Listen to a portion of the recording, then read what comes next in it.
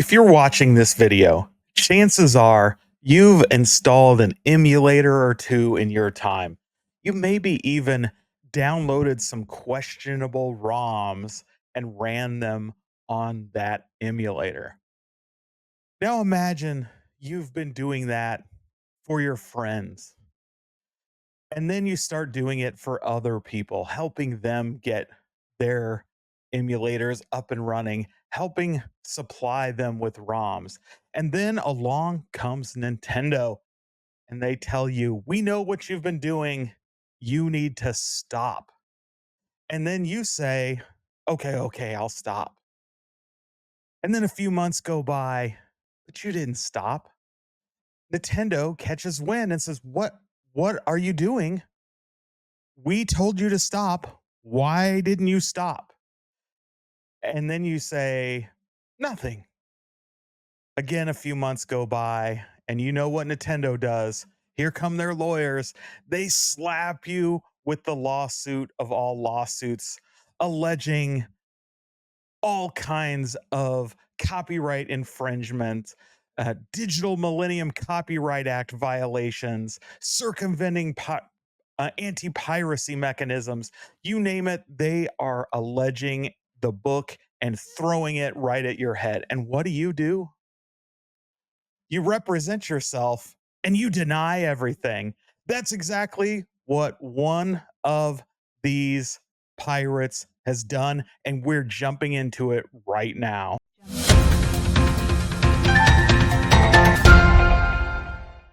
That's right, guys. We have this news coming at us courtesy of Torrent Freak, and they are telling us that Ryan Michael Daly, the defendant, the owner operator of modded hardware, has responded to a lawsuit from Nintendo's high powered lawyers. And in it, he is denying all wrongdoing. And we will get into this lawsuit today.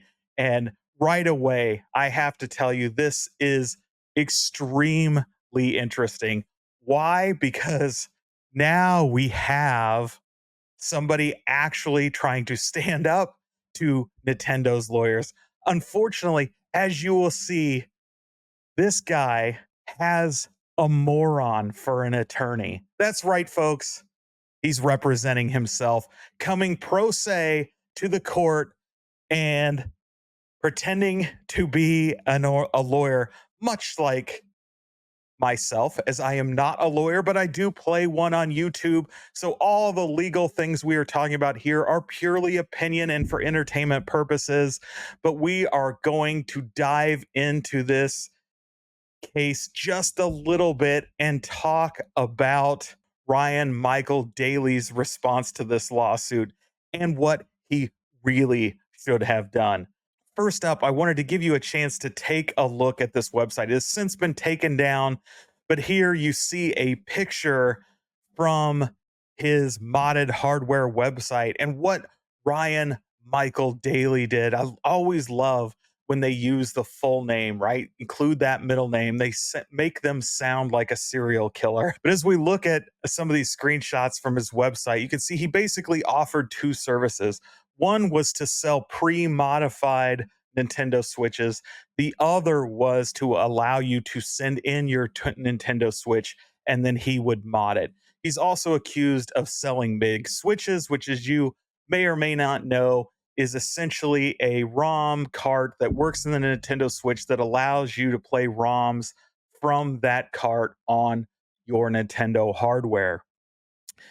Now, what they have alleged in this case is that when somebody would send in a Nintendo Switch to have it modded, it would get sent back not only having been modded and having that copyright protection circumvented and the capability of playing unlicensed games, but what it would also do is come preloaded with a set of pirated games, which includes those from Nintendo, titles like Super Mario, Legend of Zelda, Metroid, etc.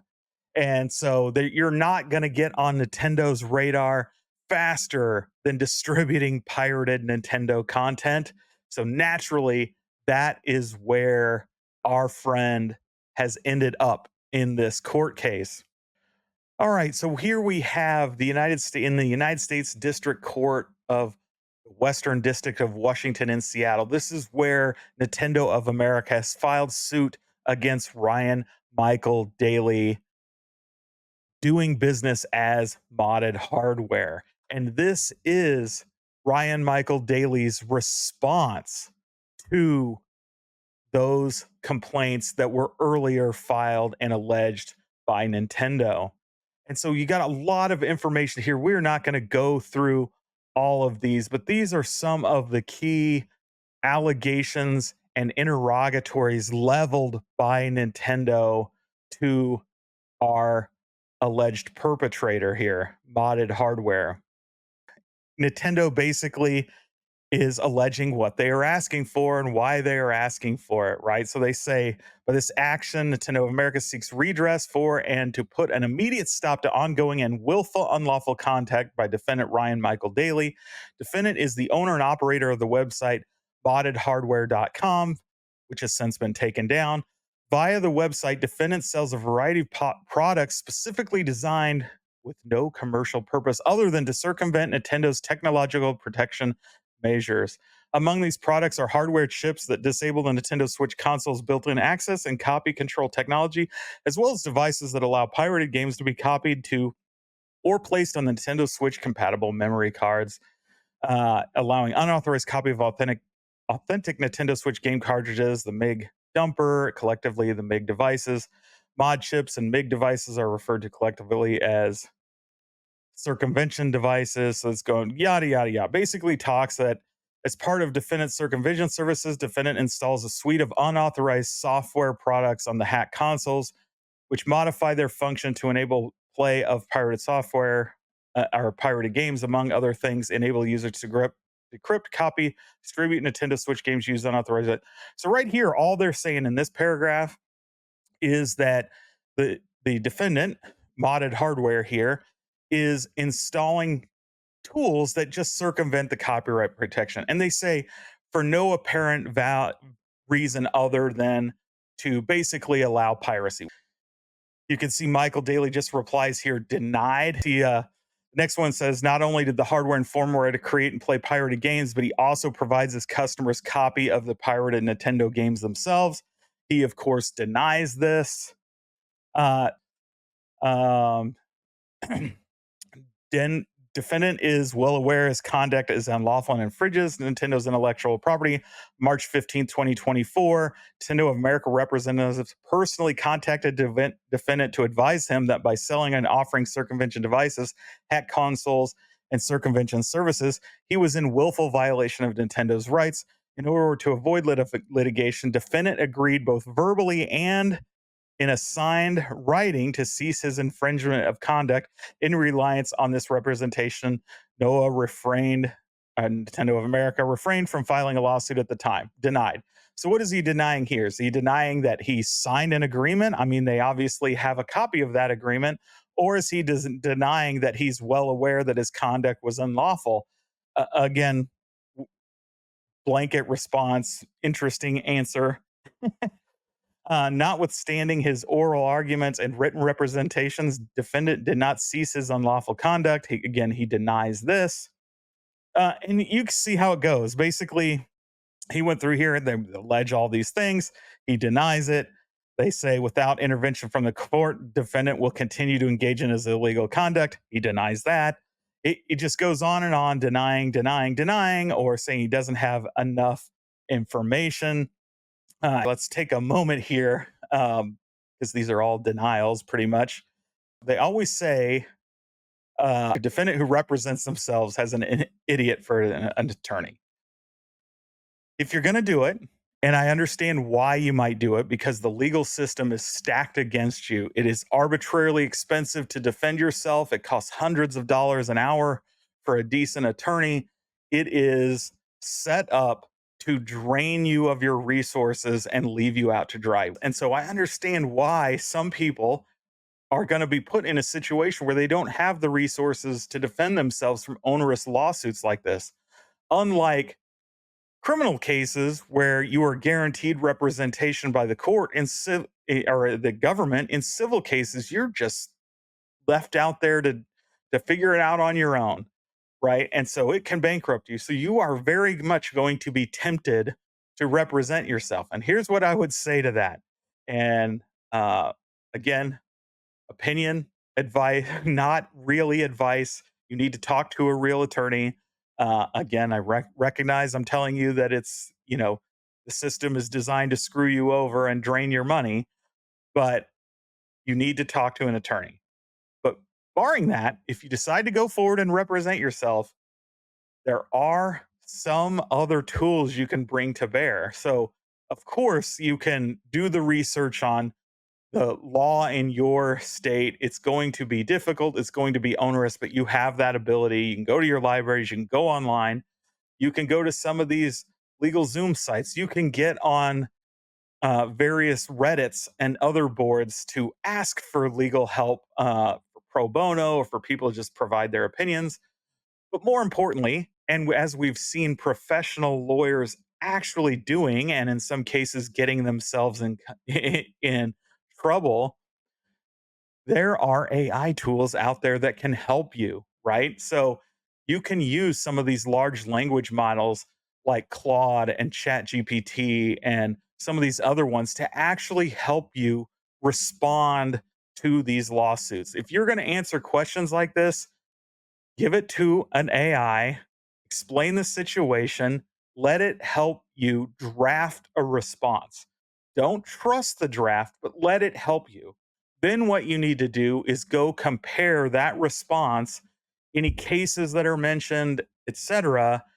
You need to do the research to make sure what it is saying is accurate and what you want. At that point, what I would do is recommend, if you're going to go that route, again, know the risk of using a large language model for legal purposes. They're not humans, it's just predictive text. But knowing that, you could take a draft of that to an attorney, and it's going to be much cheaper to have them review the draft and the response than it is to have them draft it themselves, to have them represent you. But at least you can go to another attorney and get their opinion on it, make the needed edits before you file. I'm a firm believer, innocent until proven guilty. Nintendo hasn't proved anything at this point. They've made some allegations. The site's publicly out there. You can see what he was doing, but you don't know how many people were actually using this site, how much sales this person had. So this case is going to move forward. The next step is discovery. So now Nintendo is going to respond, and they're going to ask for all the records. They're going to ask for sales. They're going to ask for emails. They're going to ask for bank records. They are going to ask for anything and everything from this person, text messages, anything relating to this business. They are going to demand and have a legal right to. They are going to bury this guy in simple discovery requests. On the flip side, he also gets to do discovery. So now, if he's going to allege that the agreement he signed with them to cease and desist in a previous thing was done under duress or through fraud, right? They lied to him or something about what the agreement was, then, he has a chance to lay discovery claims on anything around that. Now, unless he writes these things really well, I'm judge is going to start shooting down some of his requests, no doubt. And he's not probably going to be prepared to adequately fight them. But he has the opportunity now to turn around and make those claims. So if I was this guy, I'd be asking for emails related uh, from both Nintendo of America to Nintendo of Japan, emails from executives to their attorneys. Obviously, some of that is attorney client privilege, but anything and everything around policies, techniques, strategies around fighting copyright, in the hopes that he can uncover some messages in which a few employees talk about uh, taking nefarious action. Right? He's got to dig through a mountain of a mountain of needles, looking for one specific needle in the middle that will give him something to grasp onto. Otherwise, he is in a bad situation and likely to not come out on the winning end of this case. Obviously, there's lots of times for settlements, for arbitration in between here. One has to wonder if he has the financial resources, being that he is uh, battling pro se. Like, what does Nintendo even hope to gain out of this if this guy can't afford a lawyer? Probably not making a whole lot of money, has nothing to lose. So it's a very interesting one for Nintendo. They'll look to make an example out of him because representing himself, it's probably going to be an easy win, and then they can always refer back to this as a precedent. But man, do not represent yourself. If you are going to fight one of these companies, you better make sure that you didn't do anything illegal. Like, or if you did, you better have a very, very good argument as to why it should not be illegal. We need to see the rest of this case come in. But again, oh man, this guy could have just walked away. There's one takeaway here. One takeaway at all is that Nintendo not only gave him the opportunity to walk away from this unscathed, they did it twice, and he didn't take it. What a huge mistake. Now he's going to spend the next several years in court dealing with these people, making his life miserable, limiting his future opportunities. Uh, if he gets a great job in the future and loses this case, they'll be garnishing those wages.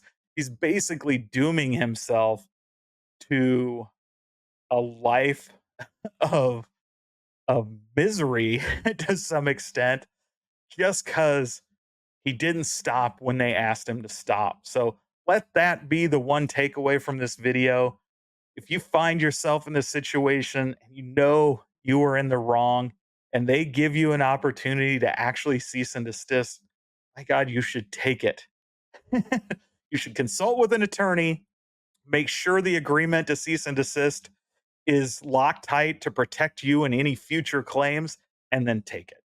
This is just a huge mistake. So appreciate you making it all the way to the end. I know these legal episodes we do aren't for everybody. I tried to speed this one up in order to just get to the meat of the claims, get to the meat of what's going on.